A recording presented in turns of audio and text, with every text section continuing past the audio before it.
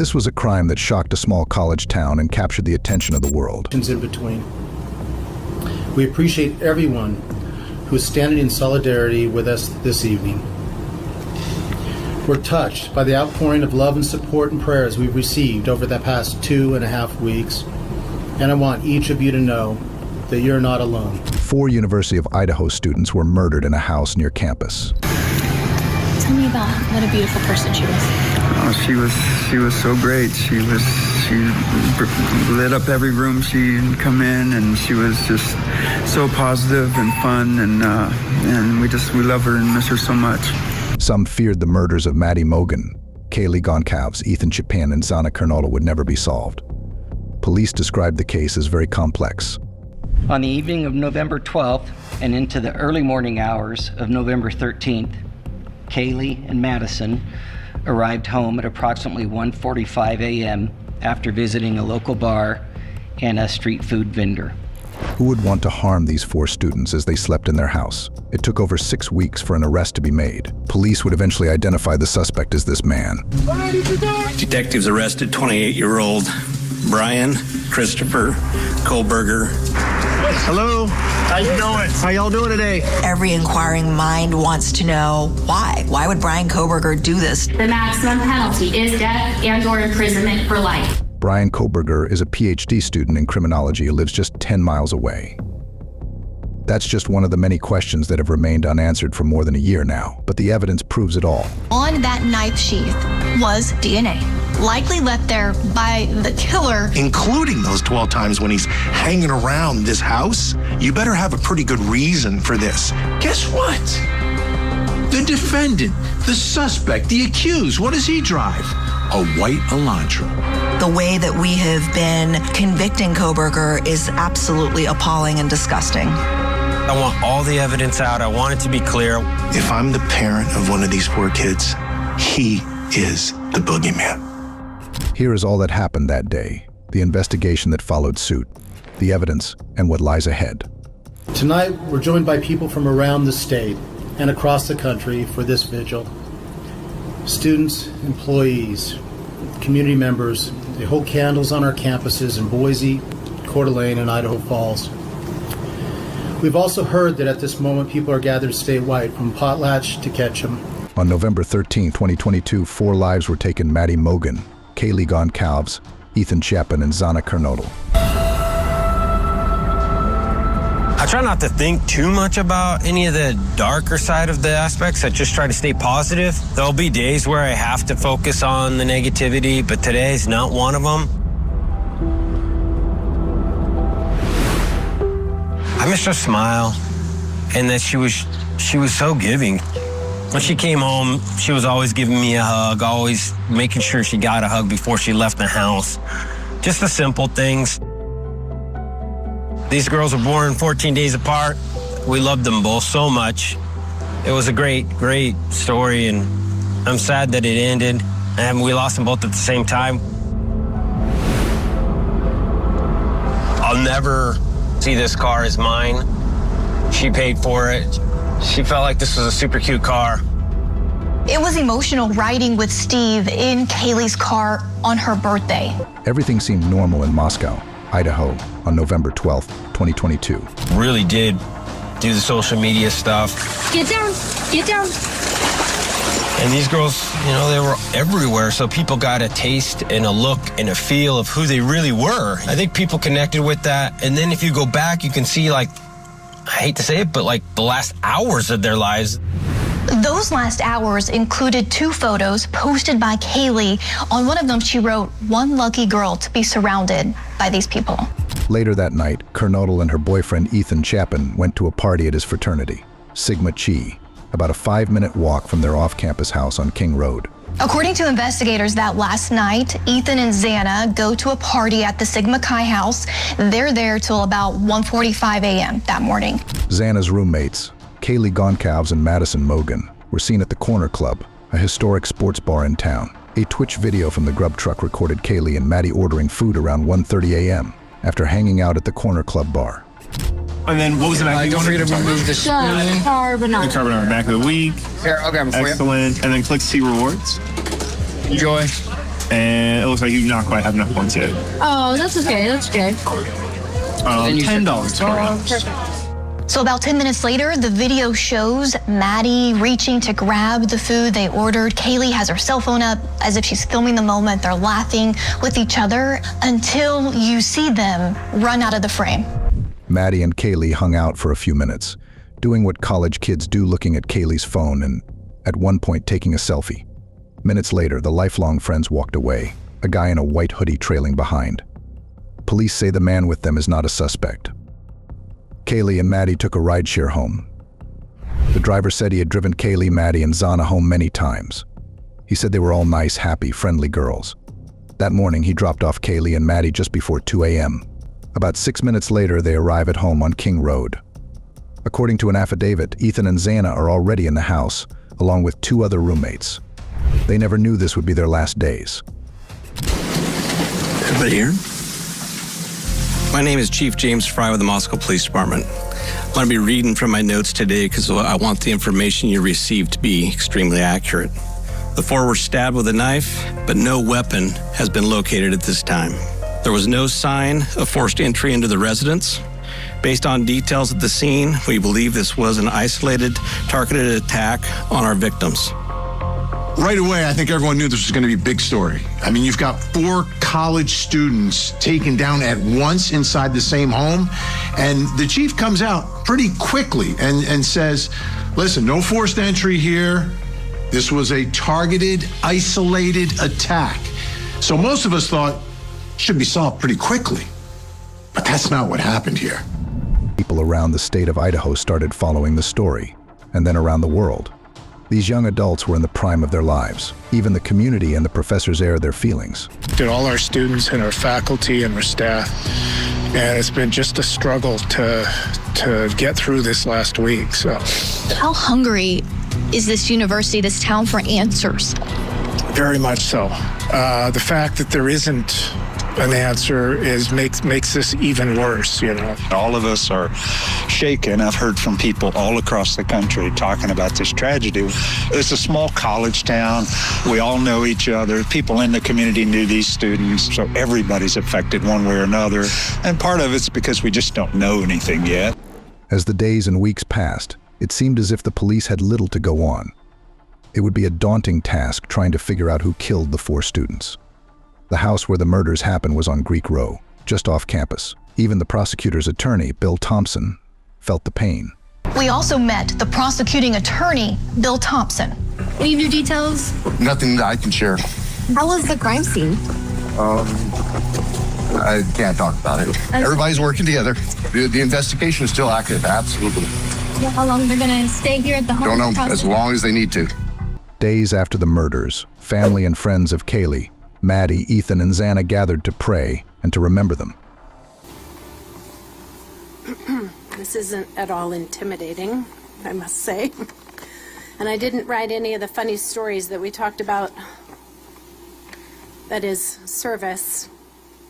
But I would like to start by saying my name is Stacy Chapin. Ethan Chapin was a triplet.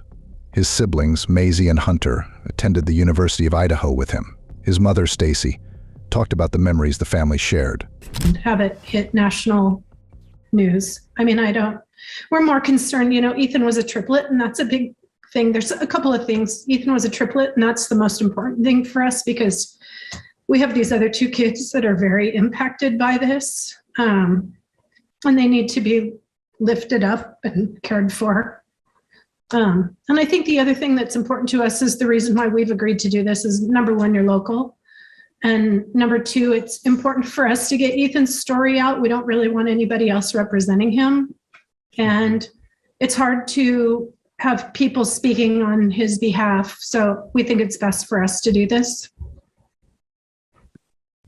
And you did say, of course, that he was a triplet, and looking through the pictures you sent, like you said, they seem to be always together. I mean, did they all go to high school and then college together also? Elementary, high school, everything, college, they all went to the same university. Yeah, I mean, everything. We travel, we play, we hike, everything we do is all of us together. I mean, we're a pretty tight family. Did you say that they were the ones that called you about this happening? Yeah. Yes. And then are you guys all back together now? We are. Yeah, we're in our home in northern Idaho, our summer home. We're going to be here for a couple of days just to regroup a little. Yeah. And can you just tell me a little bit about Ethan? I think I was told he was very athletic. I think he played, was it basketball and tennis or basketball? Just tell me a little about his interests. What did Ethan like to do? Anything.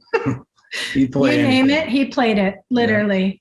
Yeah. I think we just watched a thing from the university, spike ball champion, volleyball champion. I mean, right? I mean, he just literally would play and do anything. He played club soccer for years. We traveled, all of our kids are athletic and we traveled every weekend, and he was involved in anything. He just literally, he was, I don't know.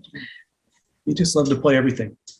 He did. He loved sports. I mean, our love language with him was sports. Like I literally watched, I follow like NFL football so that I can literally have a conversation with Ethan, because I could, send him a text message, and, that was I don't know, just everything. I don't know, that and country music. I mean, yeah. He's funny. He literally, we were trying to have a conversation really quickly about our favorite memory. We can't come up with one. I mean, he literally lit up every room, everybody. He was friend to all.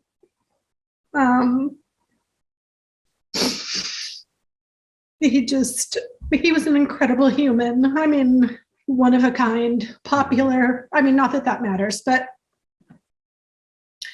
I don't know. I think we believe that if you literally asked anybody in his life, they would tell you the same exact thing. I mean, I just got an email from his counselor at college, and he just said, I loved that kid the minute I met him. He literally walked in my office last week, and it was just simply to say hi. He had a huge smile. The whole, the feeling inside of the office changed just because he walked in. Mm-hmm. He always had something funny to say. That's been something we've talked a lot about. I mean, he was definitely the comedian of the three kids. Gripped with fear, many students went home to finish the semester online. Others stayed in their dorms. Going to class on Zoom. Was a person capable of killing 4 people walking among them? Who was it? And would he ever be found? There were just too many questions unanswered for anyone to feel truly safe. Things, and that's why they told me to slow down, Steve.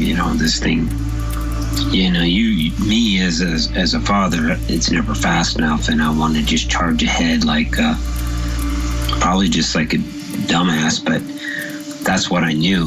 What the families and the public didn't know was that the detectives had some significant evidence and leads, including DNA and a potential eyewitness. A surviving roommate would later tell authorities that around this time she woke up to what sounded like Kaylee playing with her dog in the room on the 3rd floor. She also reports hearing someone say, "There's someone here." Dylan will be a key witness in all this because she's on the same floor as 2 of the murders. And she opens her door 3 different times. Now, the first couple of times, she really didn't see anything, but she was hearing voices. Maybe it was the dog. Maybe somebody was crying or something. She wasn't quite clear what she heard. But the 3rd time she opens the door, she sees this tall figure dressed in all dark colors, and she noticed his bushy eyebrows. And then this man walks right past her. The same surviving roommate says she hears what sounds like crying coming from Xana's room. She opens her door a 2nd time and hears a male voice say something to the effect of, "It's okay. I'm going to help you." She later opened her door a 3rd time and saw a masked man walking past her towards the sliding glass door in the kitchen. In frozen shock, she locks her door. Imagine what it would be like to be a young woman who opens the door and sees this man all in black, and all you really see are his eyebrows, and he's tall and he's big. and he just killed 4 people with a knife. He walks right past you and out the door. How close to death were you? It gives me shivers to just think about what that is. And that must just roll through her head every single day. Yeah, that's gonna stick with a jury. The major piece of evidence that gave the police a hint and progress was a knife sheath left behind, likely by the killer. It was found partly under Madison Mogen's body and the comforter on her bed. On the snap of that knife sheath was DNA. So investigators had DNA from the crime scene, and they took the DNA and they ran it through the National Crime Database, and there were no hits, no matches. But the DNA was still useful because you could eliminate potential suspects. And there were a lot of them. Not only ones that law enforcement was looking at, but a whole bunch that people online, all those true crime sleuths that are out there, were looking at as well.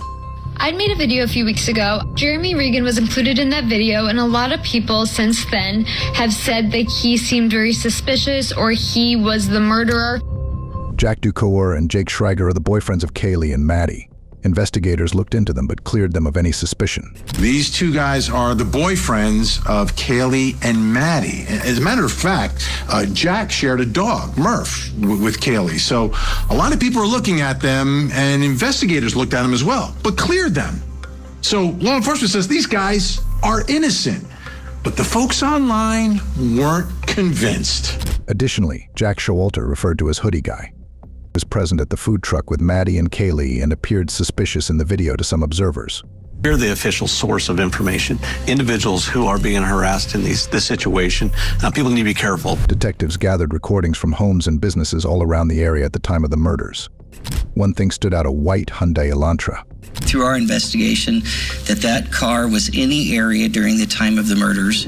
At 3:29 a.m., surveillance footage obtained by police from the King Road neighborhood captures a white Elantra making an initial drive by the victim's house.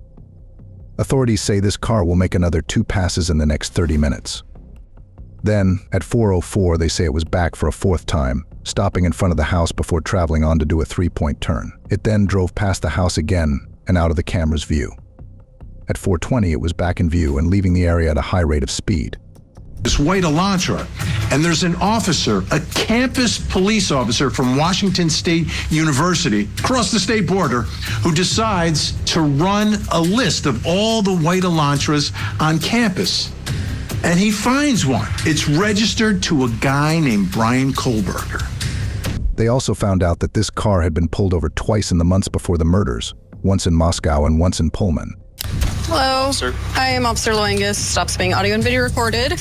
I was just slightly into the crosswalk, so you know, yeah, where I'm from Pennsylvania, we actually don't have like crosswalks. Oh, so even if you're kind of slightly, yeah, there's a little bit more leeway as well. Like there are a few lines, like there's one white line and there's another one. Like there's like a certain margin from which you can actually kind of put your vehicle, place your vehicle. In Moscow, he gave the police his phone number. When you get a phone number, it changes everything because you get access to it in a different way. That's one more piece of evidence, one more piece of the puzzle. Is it enough to see what the puzzle says? Not necessarily, but you're getting closer. Investigators found that Kohberger's phone was either turned off in airplane mode or out of battery between 2:27 a.m. and 4:48 a.m. on the morning of the murders, as it did not connect to any cell phone towers during that time. Sometimes it's not about evidence. It's about the lack of evidence that actually matters. In this particular case, we had a cell phone that was turned off for a very specific window of time. During a window of time where 4 people were murdered and he is the singular suspect. That means something. Then, between 9:12 and 9:21 a.m., police say data collected shows the suspect's phone appearing near the scene of the murders about 8 hours after the killings. The 911 call came after 8 hours. Some people are asking why. Some people, when they're very frightened, they just shut down and they tend to isolate and hide, and basically it's a seeking safety response. If she had been drinking or under the influence of something, she might have just shut down because she really didn't know what to do. Later, investigators found out that when they looked back at Kohberger's cell phone records in the 5 months leading up to the murders, his phone was in the area of the girl's home on 12 separate occasions. But the DNA was the unlocker for his arrest. Last night, in conjunction with the Pennsylvania State Police, the Federal Bureau of Investigation, detectives arrested 28-year-old Bryan Christopher Kohberger in Albrightsville, Pennsylvania, on a warrant for murders of Ethan, Zana, Madison, and Kaylee. The DNA found on the knife sheath was the piece of the puzzle investigators needed. 3 days before Kohberger's arrest, detectives used trash from Kohberger's parents' home for a DNA sample that turned out to be a match to the suspected killer's father. Imagine what happens when you're finally able to get the results of the DNA sample that you pull from the father. You can just hear the champagne popping. This is a quad murder. That has to be elation in that squad room, in that war room, when they're sitting together and they're looking at each other and going, we got this guy. We've got this guy. The 28-year-old Bryan Christopher Kohberger in Albrightsville, Pennsylvania, was arrested and taken into custody. In Pennsylvania, he met with an attorney who said publicly that Kohberger told him he believed that he would be exonerated. In my hour conversation with him, that comes off. I can tell that, and he understands where we are right now. Hey, Bryan, how you feeling? How you feeling, Bryan? Even though Bryan Kohberger wasn't fighting extradition, he still had to appear in a Pennsylvania courtroom. I was inside of that courtroom when he walked in, and everyone was able to see him for the first time. His mother broke down into tears. The Kohberger family, they were sitting on the front row of that courtroom. He made sure to make that eye contact with them, and he kept looking at them. Even though Bryan Kohberger wasn't fighting extradition, he still had to appear in a Pennsylvania courtroom. When Kohberger arrived in Idaho, the whole community was waiting to see him. He was taken off the plane in Pullman and put into a pickup truck. Big breaking news, folks, just moments ago. Here it is, the arrival of the accused killer in Idaho. It was quite a scene when Kohberger arrived back in Idaho. He was taken off the plane in Pullman and put into a pickup truck, and then a caravan of law enforcement vehicles drove him into the Latah County Jail parking lot where media and even members of the public were outside waiting for him. The next time we saw him would be in a courtroom. At appearing in court, prosecutors released the probable cause affidavit, which is packed with extensive details, spanning 18 pages. At that point, the public received some answers, but more importantly, the families finally got some answers. You have the right to be represented by a lawyer. If you cannot afford one, one could be appointed to represent you based upon your financial need. You also have the right to appeal any conviction in your case. Do you understand these rights? Yes. I am now going to go over the criminal complaint with you. Count 1 of the criminal complaint charges you with the felony offense of burglary. It alleges that the defendant, Bryan C. Kohberger, on or about November 13th of 2022 in Latah County, state of Idaho, did unlawfully enter a residence located at 1122 King Road, Moscow, with the intent to commit the felony crime of murder in violation of Idaho Code 18-1401 and 1403. The maximum penalty for that offense, if you plead guilty or are found guilty, is not less than 1 year in prison, no more than 10 years in prison, and or a $50,000 fine or both. Do you understand? Yes. Count 2 alleges that you committed the felony offense of murder. The case is still ongoing, making it close to 2 years since these 4 victims were murdered. At the court, both parties agreed for the trial to take place in June 2025. For a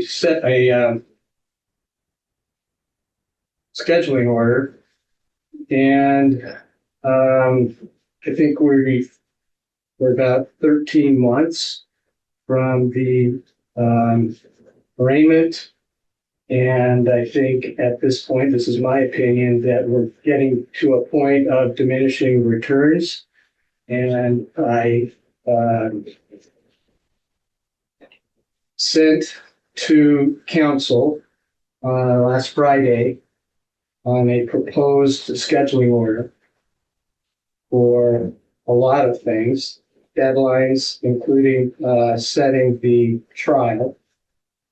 And so I also have set this hearing so that we can discuss this and see kind of where everybody is. So Let me start with the state. Thanks.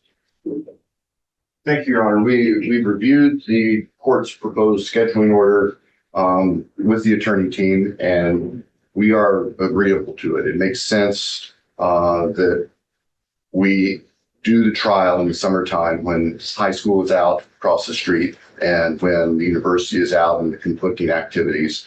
And the schedule that Your Honor proposes is acceptable to the state. I would note just a minor detail that June 19th is also a legal holiday. The court specified July 4th that as a legal holiday, we wouldn't be able to hold trial, but sure, 19th as well. Other than that, we have no objection to the court's proposal. All right, thank you. I mean, as I went through all of this, I mean, there's going to be a lot of motions, a lot of hearings, a lot of work. There already has been a significant amount of work, as we all know. And when I tried to balance this out, I do think it was it's pretty fair, balanced, and I hope realistic. So, Ms. Taylor. Thank you, Judge. Your Honor, first, I know the court has listed this as taking place in Latah County. We haven't been heard on our change of venue yet. That's to come. Totally understand that. So I don't want anybody thinking I'm agreeing to Latah County is all. The June of 2025, that's the time frame that we have been working towards. I am hopeful that we can come in there. We're working towards that date. I think it's reasonable to set that date. As the court's aware, mitigation is something that takes a significant amount of time. We've had that underway since the day we took this case. We continue to work that very hard. As of the moment, the suspect remains in custody awaiting his next court appearance in June.